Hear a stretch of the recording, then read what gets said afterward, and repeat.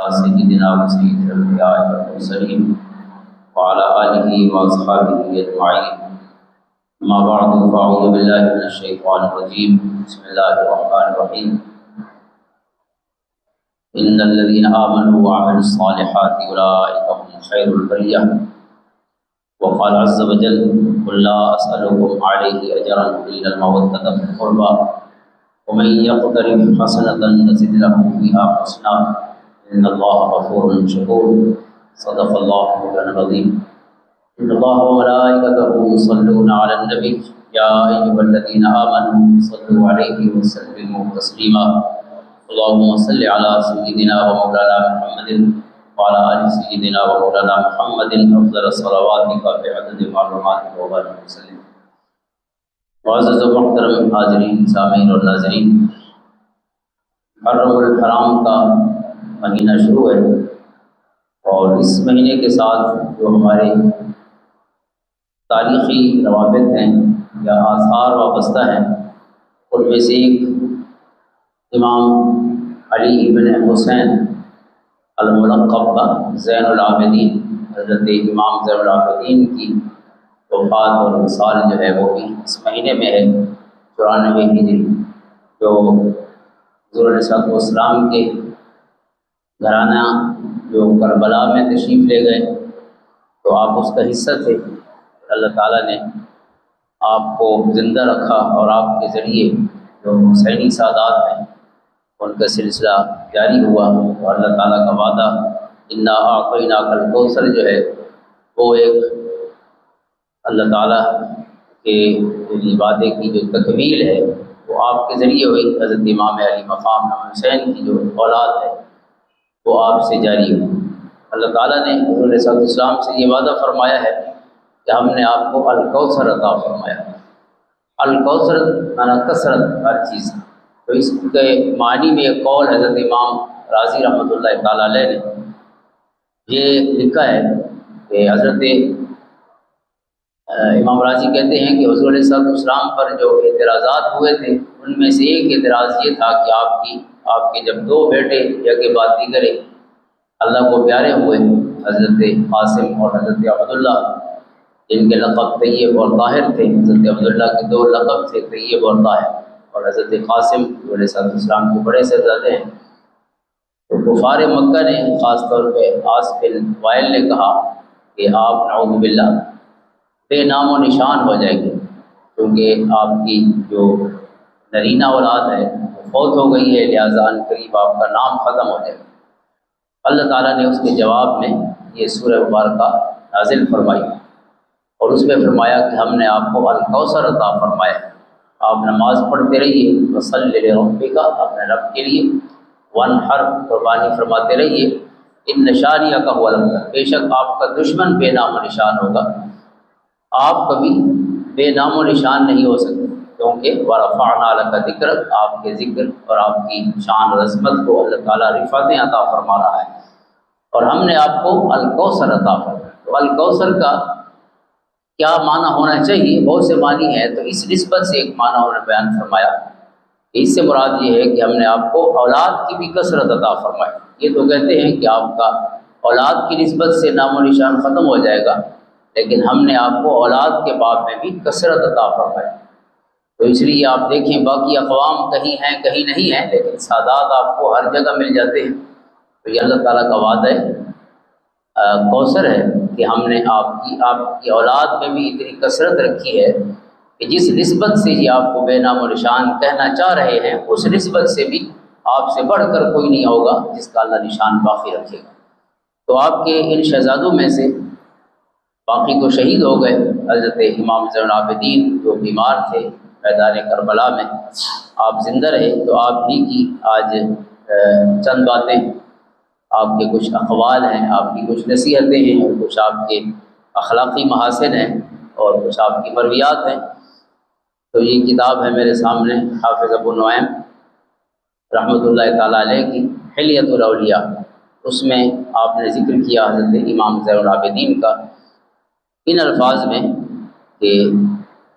فمن هذه طبقة علي بن الحسين بن علي بن ابی طالب رضی اللہ تعالیٰ عنہم زین العابدین و منار القانتین کان عابدا وفیا و جوادا حفیا، کہ اس عظیم گروہ میں سے یعنی حضرات اہل بیت اطہار کا ذکر فرمایا، حضرات صحابہ کرام علیہ الرضوان کا ذکر فرمایا،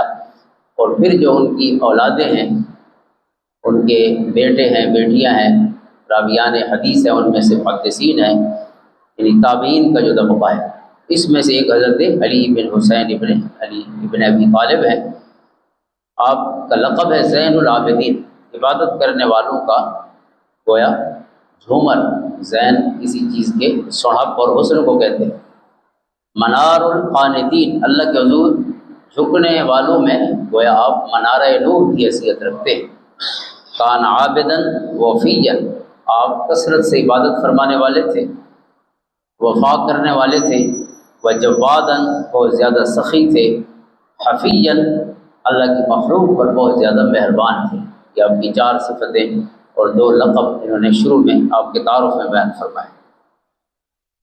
حضرت امام زین العابدین جیسے آپ کے لقب سے ظاہر ہے کثرت سے عبادت فرمانے والے تھے، اور آپ کے ذکر خیر میں حضرت طاؤس بن کیسان وہ بہت معروف تابعی ہیں، بہت سے صحابہ کے شاگرد ہیں، کثرت کے ساتھ ان سے روایات جو ہیں وہ جو احادیث کی ہیں ہم تک پہنچی ہیں، یمنی تھے۔ وہ کہتے ہیں کہ ایک دفعہ میں صحن کعبہ میں موجود تھا، رات کا وقت تھا، ان لفی الحجر ذات لیلۃ اذ دخل علی بن الحسین رضی اللہ تعالیٰ عنہ، رات کے وقت تہجد کے ٹائم میں ہجر میں تھا۔ ہجر کہتے ہیں حتیم کو، کعبہ شریف کے ساتھ جو حصہ ہے وہ اصل میں کعبہ کا ہی حصہ ہے، جو ایک چھوٹا سا ایک ایریا جنوبی سمت میں ہے جہاں کعبے کا میزاب بھی ہے اور نالہ بھی ہے جس طرف، تو اس جگہ میں موجود تھا رات کے وقت کہ حضرت امام زین العابدین آئے، تو میں نے دل میں کہا فقلت رجل صالح من اہل بیت الخیر لاستمعن الی دعائہ اللیلہ، میں نے کہا کہ حضور علیہ السلام کے خیر والے گھرانے، اہل بیت الخیر، خیر کے گھرانے کا ایک عظیم فرد تشریف لایا ہے، تو میں توجہ سے آج ان کی دعا سنوں گا کہ اپنے رب سے وہ دعا کیسے مانگتے ہیں۔ کہتے ہیں جب وہ تشریف لائے فصلی، انہوں نے بھی تہجد ادا فرمائی، نوافل پڑھے، ثم سجد، پھر انہوں نے سجدہ فرمایا، فاصغیت بسمعی الیہ فسمعتہ یقول فی سجودہ، میں نے دیکھا کہ سجدے میں اللہ تعالیٰ سے انہوں نے دعا مانگی، اور دعا میں جو ان کی آہوزاری تھی، جو ان کا تواضع تھا، عجز تھا، وہ ان الفاظ میں نے سنا۔ حضرت طاؤس کہتے ہیں کہ آپ فرما رہے تھے عبیدوں کا بے فنائی کا، مسکینوں کا بے فنائی کا، فقیروں کا بے فنائی کا، سائلوں کا بے فنائی کا، اے اللہ تیرے پاس تیرا ایک حقیر بندہ آیا ہے۔ عبید کہتے ہیں حقیر بندہ، عبد بندہ، اور عبید تصغیر کا لفظ ہے، یعنی آپ نے اپنی تواضع اور انکساری کے عالم میں اپنے آپ کو حقیر فرمایا۔ مسکینوں کا بے فنائی، اے اللہ تیرے پاس تیرا مسکین آیا ہے، فقیروں کا بے فنائی، تیرے پاس اور تیرے گھر کے پڑوس میں تیرا فقیر آیا ہے، سائلوں کا بے فنائی، تیرا منگتا آیا ہے۔ 4 لفظ اپنے لیے فرمایا، عبیدوں کا بے فنائی کا، مسکینوں کا بے فنائی کا، فقیروں کا بے فنائی کا، سائلوں کا بے فنائی، اور پھر آپ نے دعا فرمائی، یعنی شروع میں یہ حاضری لگائی اللہ کی بارگاہ میں، اپنی عاجزی پیش فرمائی۔ قال طاؤس، حضرت طاؤس کہتے ہیں فحفظتهن فما دعوت بهن في كرب الا فرج عني، میں نے یہ الفاظ جو ہے ان سے یاد کر لیے جب سنے، تو کہتے ہیں کہ جب بھی میں نے اللہ کی بارگاہ میں دعا مانگی، کوئی بھی مسئلہ ہوا، تو میں نے یہی الفاظ جو خالق کائنات کے محبوب کے گھرانے کے عظیم فرد کی زبان سے نکلے تھے اللہ کی بارگاہ میں اپنی حاضری اور اپنی تواضع و انکساری کے، تو انہی الفاظ کو شروع میں اللہ کی بارگاہ میں نے اپنی حاضری کے لیے پیش کیا، تو کبھی ایسا نہیں ہوا کہ میں نے دعا مانگی ہو الا فرج عنی، اللہ نے میری مشکل حل نہ فرما دی ہو اور دعا قبول نہ فرمائی۔ تو گویا یہ قبولیت دعا کے لیے بھی وہ الفاظ ہیں کہ جو بہت زیادہ مستجاب سمجھے جاتے ہیں، اور پھر مجرب بھی ہیں کہ اتنے بڑے محدث حضرت طاؤس بن کیسان رضی اللہ تعالیٰ عنہ، جو یمن کے جو محدثین ہیں، علم کے باب میں اتھارٹی سمجھے جاتے ہیں، صحابہ کرام علیہ الرضوان کے بعد کا جو دور ہے تو اس میں یمن میں ان کو مرجع خلائق کہا جاتا ہے، کہ یمن میں اگر کسی کو علم چاہیے تھا تو طاؤس بن کیسان سے بڑھ کر وہاں کوئی عالم نہیں تھا کہ جس نے اس وقت کا پورا علم حضور علیہ السلام کی جو بات تشریف لانے والی پوری نسل ہے، یعنی حضور کے ہی سامنے جنہوں نے کلمے پڑھے، حضرت صحابہ کرام علیہ الرضوان،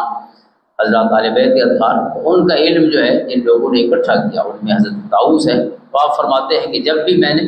ان الفاظ میں دعا مانگی اللہ نے میری دعا ہمیشہ قبول فرمائی۔ تو آپ کا جو لقب زین العابدین ہے، ظاہر ہے وہ عبادت کی کثرت کی وجہ سے، امام سجاد بھی آپ کو کہتے ہیں، سجاد بھی کثرت سے سجدے کرنا، تو سجدہ جو ہے روح ہے عبادت کی، عبادت کا مغز ہے۔ نماز کے اگر تمام ارکان اکٹھے کیے جائیں تو جو رکن حضور صلی اللہ علیہ وسلم فرماتے ہیں کہ جس حالت میں انسان اللہ کے سب سے زیادہ قریب ہوتا ہے وہ اس کی سجدے کی حالت ہے، اور سجدے میں حضور صلی اللہ علیہ وسلم فرماتے ہیں کہ دعا انسان کی قبول ہوتی ہے۔ پھر حضرت امام علی مقام کا ایک امام زین العابدین کا یہ قول ہے جو ان کے ایک شاگرد نے روایت فرمایا، یہی حافظ ابو نعیم نے اس کو روایت کیا ہے، کہ آپ فرماتے ہیں ان قوما عبدوا اللہ رہبۃ فدل کا عبادت العبید، کہ کچھ لوگ جو ہیں خوف کی وجہ سے اللہ کی عبادت کرتے ہیں، یہ عبادت جو ہے یہ غلاموں کی عبادت ہے، کہ غلام مالک کے ڈر کی وجہ سے کام کرتا ہے، کیونکہ وہ خادم ہے، ملازم ہے اور نوکر ہے یا غلام ہے، تو اگر کام نہیں کرے گا تو مالک مارے گا، تو جو خوف کی وجہ سے عبادت کرتے ہیں تو یہ غلاموں والی عبادت ہے۔ پھر فرمایا وآخرین عبدوہ رغبۃ فدل کا عبادت التجار، کچھ لوگ وہ ہیں جو رغبت اور دلچسپی کی وجہ سے، یعنی کسی چیز کی طرف جب انسان طبعاً راغب ہو تو اس کو رغبت کی کیفیت فرماتے ہیں، کچھ رغبت کی وجہ سے عبادت کرتے ہیں، اس میں طمع لالچ آ جاتا ہے کہ اس کے قریب آئیں گے تو وہ عطا فرمائے گا۔ فرماتے ہیں کہ یہ تاجروں کی عبادت ہے کہ وہ نفع کا سودا کرتے ہیں، میکسیمائزیشن آف دا پروفٹ، جہاں پروفٹ نہ ہو وہاں بات بھی نہیں سنتے سیدھے منہ، اور جہاں 2-4 روپے کا نفع ہو تو پھر بڑی توجہ دیتے ہیں۔ تو یہ توجہ تو وہ والی ہوئی جو لالچ والی توجہ ہے، اور وہ تاجر اپنے نفع کے لیے کرتا ہے۔ پھر فرماتے ہیں وَقَوْمًا عَبَدُوا اللَّهَ شُكْرًا فَتِلْكَ عِبَادَةُ الْأَحْرَارِ، کہتے ہیں اور کچھ لوگ وہ ہیں کہ جو اللہ تعالیٰ کی شکر کی وجہ سے عبادت کرتے ہیں، کہ اس نے زندگی بھی اس کا تحفہ ہے، زندگی کی ہر نعمت بھی اللہ کی عطا فرمودہ ہے، اور شاکرین شکر کرنے والے اللہ کے محبوب ہیں، تو جو شکر کی وجہ سے عبادت کرتے ہیں تو آپ فرماتے ہیں کہ وہ احرار کی عبادت ہے، وہ آزاد بندوں کی عبادت ہے جس میں لالچ بھی نہیں اور جس میں کوئی خوف بھی نہیں ہے، صرف اللہ تعالیٰ کیونکہ اس کی ذات اس قابل ہے، جو خالق بھی ہے جو مالک بھی ہے، اس سے بڑھ کے نہ کوئی رحمان ہے نہ کوئی رحیم ہے، اس سے بڑھ کے نہ ہمارا کوئی منعم ہے، نعمتیں عطا فرمانے والا ہے، تو پھر اس کا حق بنتا ہے کہ اس کے سامنے جھکا جائے اور اس کی عبادت کی جائے۔ پھر آپ کے جو اقوال ہیں ان میں سے ایک قول روایت فرمایا ہے امام ابو نعیم نے کہ من قنع بما قسم اللہ له فهو من اغنى الناس، آپ فرماتے ہیں کہ جس نے قناعت اختیار کی، کافی سمجھا اللہ کی تقسیم کو، جو اللہ کی تقسیم پر راضی ہو گیا وہ سب سے بڑا امیر شخص ہے۔ اللہ رب العزت نے تقسیم کی، ہم جس حال میں بھی جو ہے تو وہ اللہ کی تقسیم ہے، کسی کو امیر رکھا ہے کسی کو غریب رکھا ہے، کوئی حالتیں جو ہیں انسان کی مختلف اگر زاویوں سے دیکھا جائے تو مختلف ہیں، اس کے پیچھے اللہ تعالیٰ کی حکمت کار فرما ہے، اس کا نظم ہے، ذالک تقدیر العزیز العلیم، جو اللہ کی تقسیم پہ راضی ہو گیا وہ سب سے بڑا غنی شخص ہے۔ اور ویسے بھی قناعت بہت بڑا تحفہ ہے، اسے حضرت ان کا شعر بھی ہے روم رحمۃ اللہ تعالی علیہ کا کہ تا صدف کانے نشد پر در نشد، یہ جو صدف ہے سیپ جو اس میں ہوتی ہے سمندر میں، تو اس سیپ کے اندر موتی جو ہے وہ پیدا ہوتا ہے، تو یہ موتی کیسے پیدا ہوتا ہے؟ تو کہتے یہ ہیں کہ یہ سیپ جو ہے یہ سمندر کی تہہ پہ آ جاتی ہے، اور جب بارش برستی ہے تو ایک قطرہ جب بارش کا اس کے منہ میں چلا جائے تو جو سیپ اپنا منہ بند کر لے، پہلے قطرے پہ ہی منہ بند کر لے، تو وہ قطرہ اس کے اندر رہ کے کچھ عرصہ بعد وہی بڑا قیمتی لال و جوہر بن جاتا ہے، موتی بن جاتا ہے۔ لیکن اگر یہ سیپ جو ہے اپنا منہ کھلا رکھے اور بند نہ کرے، منہ ایک قطرہ آئے پھر دوسرا آئے پھر تیسرا آئے، تو وہ پھر قطرہ کچھ نہیں بنتا، وہ قطرے ہی رہتے ہیں اور پھر نکل جاتے ہیں ظاہر ہے۔ کہتے ہیں کہ جس صدف نے ایک قطرے کو کافی سمجھ لیا، وہ ایک کافی سمجھنے والا قطرہ موتی بن گیا، لیکن اگر اس کی اندر کی حرص ختم نہیں ہوئی کہ ایک قطرہ کم ہے اور بھی آنا چاہیے اور بھی آنا چاہیے، تو پھر کوئی قطرہ بھی اس کے کام نہ آیا، یعنی اس کی کوئی قیمت نہیں بنی۔ تو یہ خوبصورت ایک سملی ہے جس کو مولانا روم نے استعمال فرمایا ہے بالکل اپنی کتاب کے شروع والے